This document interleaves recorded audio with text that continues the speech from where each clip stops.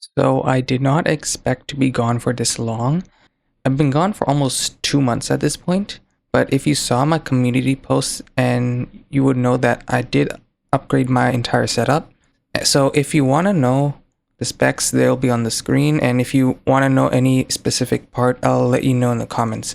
But we are finally back with another destruction series. This is called Downhill Derby, I'm pretty sure. This map was made for FailRace's Driven Till Destruction series, although he only did 2 episodes, so I might as well continue off with this series. So I am starting off with the ETK I-Series. This is the 2400 Ti XTD Sport, so I wanted a little bit more power than the regular version.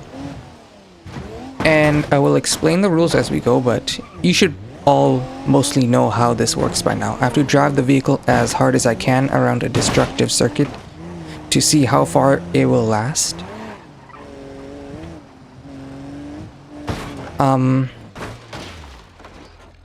Okay, so this is a good example. If a vehicle flips over, I'm allowed to use a no grabber to flip it back over. But I'm not allowed to turn off the engine if it does flip over. So now we're coming up to the main jump in this map. You need a little bit of speed, but not too much. It did roll, but it's mostly cosmetic. Okay, so there are alternate routes for this map. I have to take the biggest option available, just because for the smaller jumps, the stronger vehicles will go on forever, so I might as well just pick one jump. Okay, I did not land that one perfectly. There goes the radiator and induction system. That's fine. There are multiple water sections in this map, so I'm allowed to cool the vehicles. As I adjusted the rules slightly, so I'm allowed to like go into water and like use the water and not fully drive through it. You'll see when we get to one. So this is the second water section to the right. I'm allowed to go down there if needed, basically, since it's an optional route. For these jumps, you need a little bit of speed, but not too much. And this is the final jump, which will complete the first lap in... Well, it's not in perfect condition anymore. The front right is a little bit broken. Yeah, the steering's slightly damaged.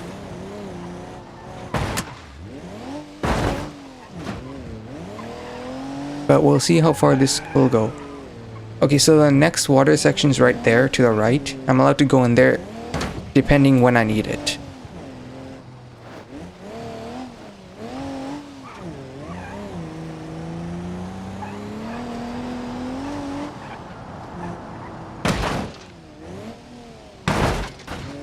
Okay, so I did not... There's a perfect speed you can take to get a perfect landing. We did not, and we damaged the oil pan, which is a little bit more severe than just the radiator, but it should last a few more laps, depending how big the leak is. Engine oil, so it's not the smallest leak, which is unfortunate. I noticed the temperature is rising, so I will take the next water section.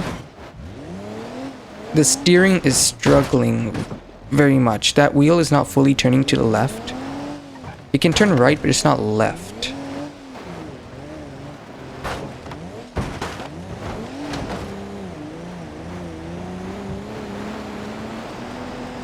It also probably doesn't help that I have a turbocharged engine, which will overheat the car faster. Okay, so you have to drop in here. And I have to keep moving, but I can use the water like that. Okay, I did get a little wet, so there might be a risk of hydrolocking the engine, but if it does start hydrolocking fully, then I can turn off the engine, just because it's not the goal to drown the vehicles. Okay, that kind of metal grate kind of punctured the front right. That's the least of my worries. think we lost all the front bumper, which is not good. Yeah, the front right wheel is very important. The front right is extremely broken now. Okay. Oil is overheating.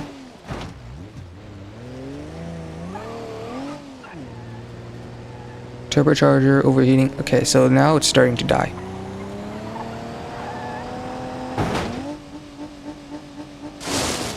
That's actually a decent landing. There is some water there to cushion the landing. Okay, coolness. Literally everything's overheating in the car now. I wouldn't be surprised if this goes out with overheating because the I-Series is a pretty strong vehicle. Okay, connecting rod bearings. Oh, they land in the middle. Like, you risk snapping the drive shaft from that, but it seems pretty strong.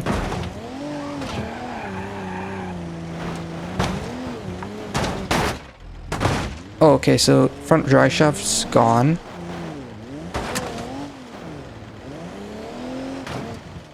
I don't think the water section is going to help this anymore, just because I'm actually going to put it into manual shifting mode just so I can keep the revs up, because I think at this point the head gasket's gone. If I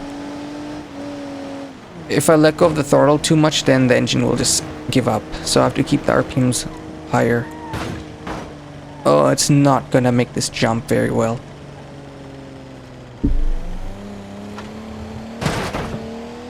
It did make it, surprisingly. Okay, so the turbocharger is entirely dead now, which does not explains why it's so slow.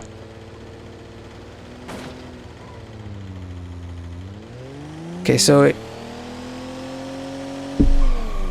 it cannot make the ramp, so I will give it a chance by backing up.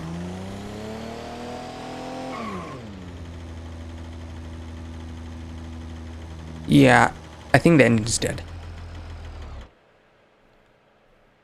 So that is the first run. It made a decent while. 2.8 miles isn't bad. But yeah. It's a good start for the I-Series. It's not a bad run at all. The next vehicle I have got is the Ibishu Covet. Now, this is a Type LS, so slightly faster JDM model. So, should be more than good enough for this. Now, the Covet in general isn't the strongest vehicle in the game. Now, it can do decently at some destruction circuits, but it's not. It's usually at the bottom end of the leaderboard usually, because it's mainly the front half shafts I'm concerned about. It could be overheating, could be steering, could be fuel tank, could be anything that could break.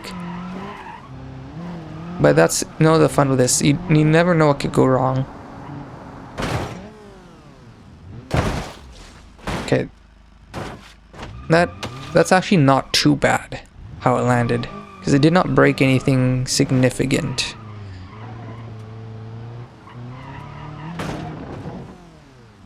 Okay, that's actually a perfect speed right there.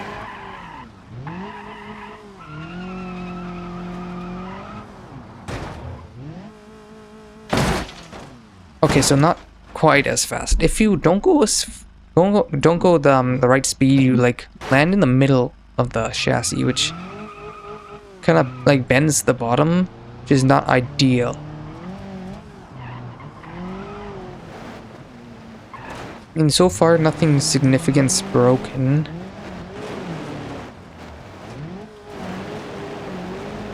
Hopefully it'll complete first lap without too many issues. The roof is a bit flat, but it's mostly just visual. I might reduce the structural strength a little bit, but not a lot. That's a bigger issue, but the radiator I'm not too concerned about, especially if the water section, it could overheat if the the damage is severe enough. Yeah, first lap done. It's not in great shape. It might be worse shape than the I-Series so far.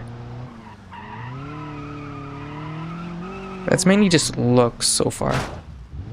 The front wheels are still doing their job. The front right's probably a bit worse off. Second time on the main jump. Same place where the ice... Okay, that did break. The half shell. That's what I was concerned about. Yeah. I don't know what diff this has, but it's not a good enough diff to make it drive one-wheel drive, so it will come to a stop right there. I will take the furthest position a vehicle will roll to as the finishing point for any vehicle. So if it rolls down a hill, I will take that spot. Yeah, that's... Yeah, it did decent. It did over half of its second lap, so it's not too bad.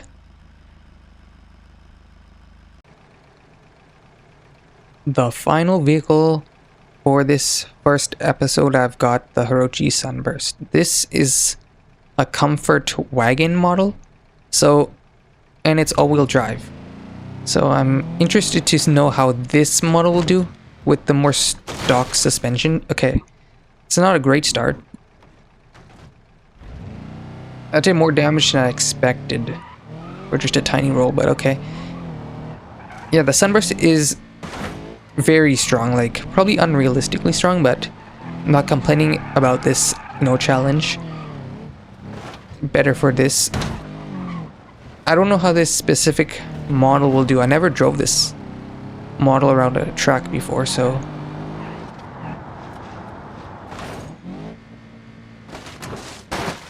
okay, it's likes to roll over. Now if a vehicle rolls over, I'm allowed to use the node grabber to flip it back over.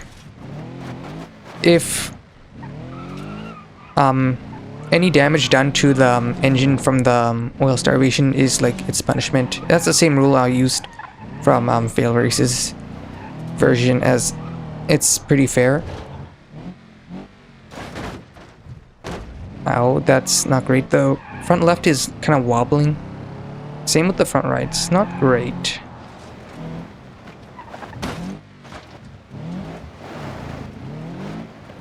I mean, the all-wheel drive isn't the most helpful. I mean, it'll make traction better in certain places, but if the rear driveshaft breaks, it's not gonna matter in the end anyways.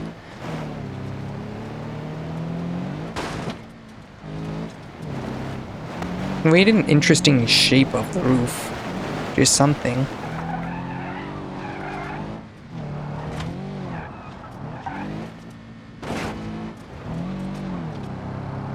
So, finishing the first lap. Okay, that's a bit slow. Yeah, finishing the first lap, no major damage done to anything. There's a big hit, but it hasn't faced it.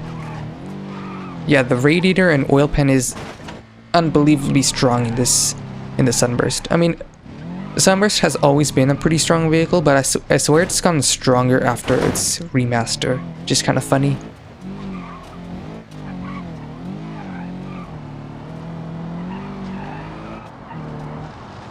I know the steering is also a pretty big concern. It can go.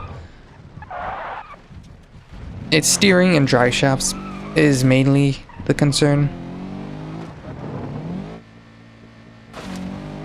But we'll see.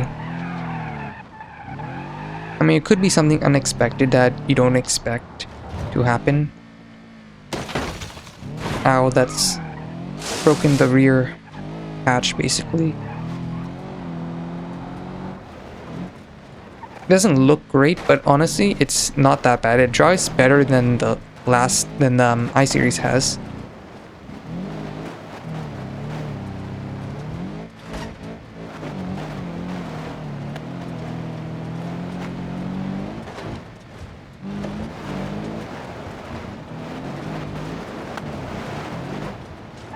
I mean, so far it's doing really well. It is in second so far. It's got one more lap to go until it can beat the I-Series. I mean, if any vehicle is gonna do it, it's probably the Sunburst. Engine is starved oil, okay. I mean, I'm not surprised if we're throwing it about. It probably knocks something in the engine off that caused brief oil starvation. It's not a main concern.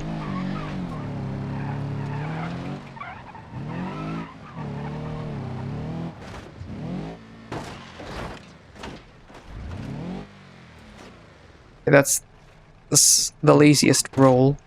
Okay, that's a bit too far. I mean, even the front bumper is still connected, which probably helps protect the radiator to an extent. Like, mechanically, the mechanical strength is extremely strong on the Sunburst. The roof, not so much, but that's just visual.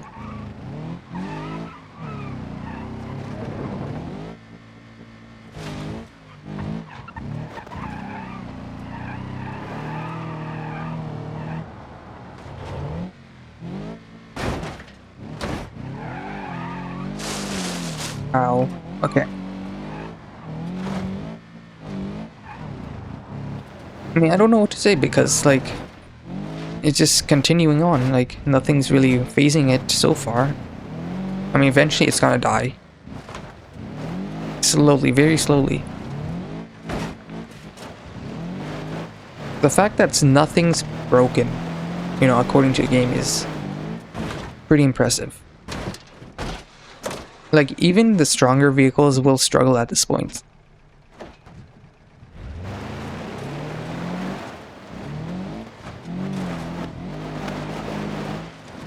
We are losing the, like, what's it called? The under tray?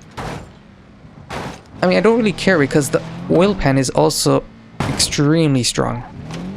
The rear draw shaft's broken finally, but it'll make it a little slower, but it honestly hasn't changed much.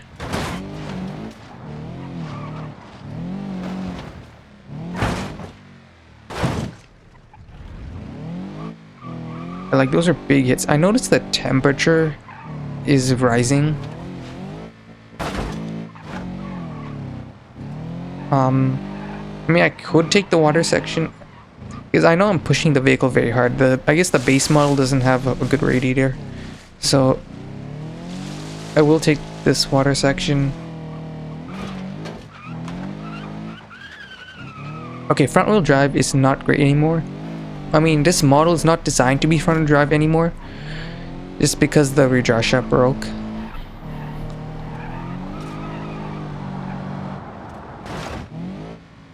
Okay, that's a little bit too fast. There goes the radiator. Engine is also starved oil. I mean, that's just typical Subaru, basically, behavior. The exhaust is a little bit low. Like, both the front and rear bumper is still connected somehow. I don't know how.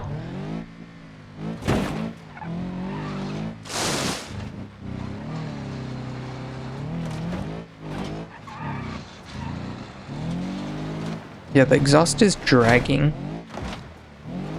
It's not an issue so far, but it's something to note. Engine is starved of oil. You know, it's... I don't know, it might be a concern because the oil icon in the bottom left is... You know, it's indicating that it's still starved of oil. Which is not great. Like, death by, like, oil starvation is very rare. It has happened. It is very rare. Like, oil starvation from not a damaged oil pan is very rare. I can't remember, but I'm pretty sure, like, I've been doing this long enough to, like, it's probably happened before. I just don't know which episode. Okay, that's an interesting crash.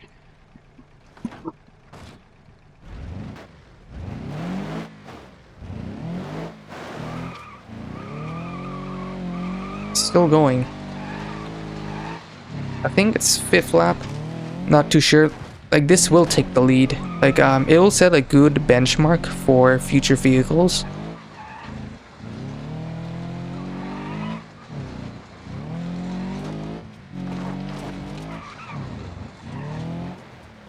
I don't know if the base model is stronger than like a sport model, which I normally drive because it's a little bit faster. It might be helping. Might be the like more stock suspensions stronger. I'm not too sure.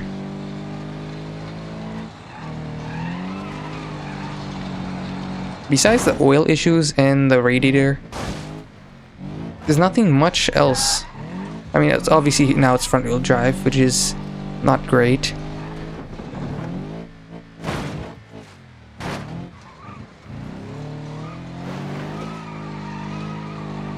The engine's now starting to overheat.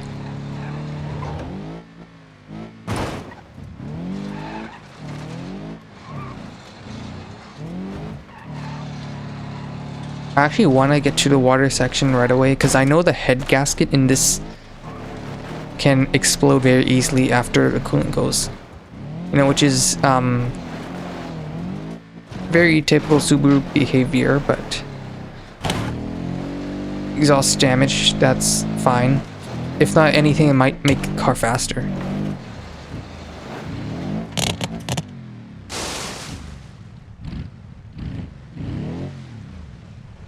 Ooh, that's got very close to hydrolocking. Like 50-60% is kind of dangerously high. And the thing is, I have to like put the throttle down, which increases the RPM, which makes it flood faster, which is not great.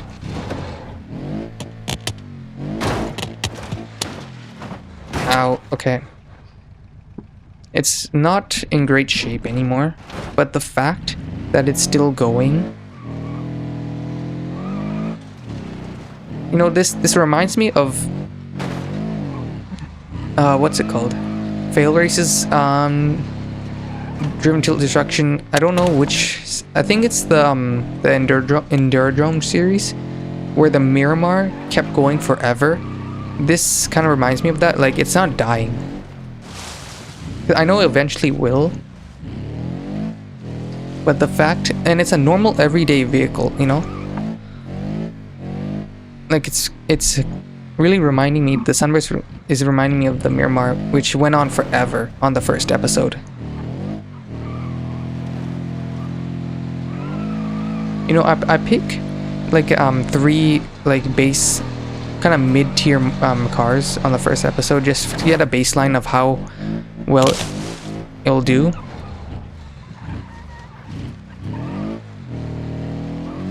But I'm not expecting this.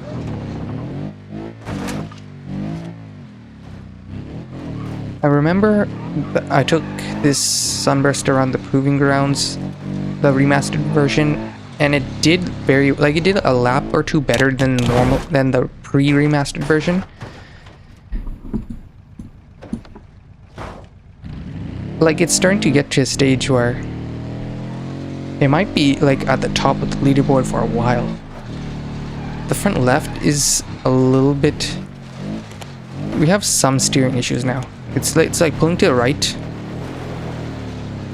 But like after all of this, like that's the only thing.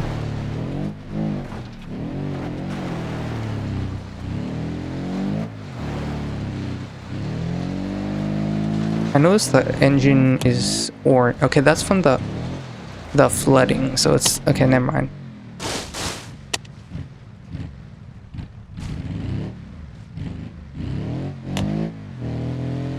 It gets dangerously like close right there.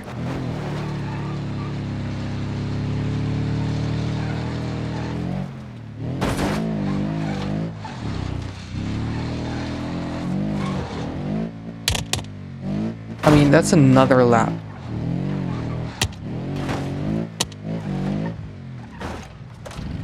Both the front and rear bumper is still I don't know how. You know, the bumper is like the first thing to fall off.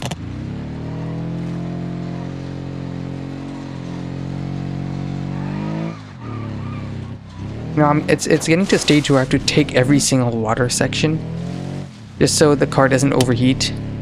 I mean, that's the only reason why it's going. Like, it's probably would have died a lot sooner from overheating. If there wasn't the water sections, but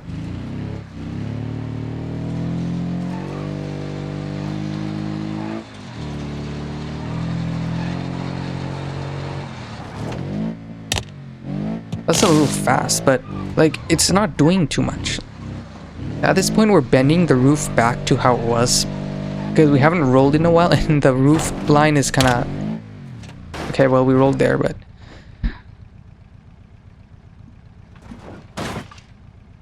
like you can see where the door, like the right side, I don't know how that happened, the what's it called, the door frame. You can see on the left side how far the door frame is bent in. That's how far the roof line was at one point, but the roof line has bent like back from like constant crashing, which like bows like the chassis.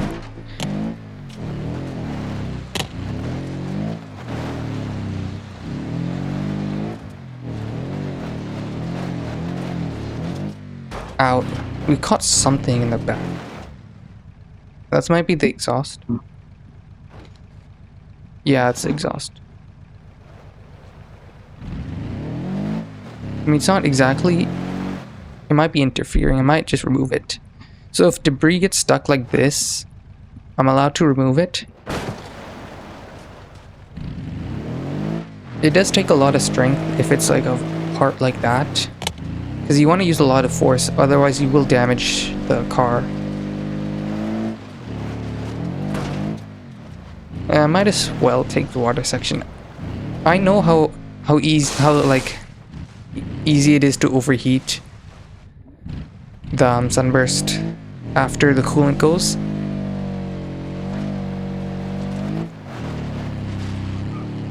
You know, I want to give it the best chance it's got. You know, and I'm not being kind to this, like, at all. Like, I'm driving it as how I would with any other car. It's just, oh, that's it, dead. You know, I shouldn't have said anything, but I mean, that's eventually gonna happen. The front left half shafts is gone. The diff is probably an open diff all around, so it's understandable that it doesn't drive anymore.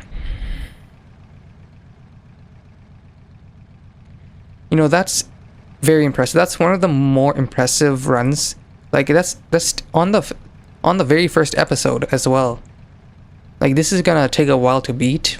Even like the stronger trucks and stuff might struggle to even come close.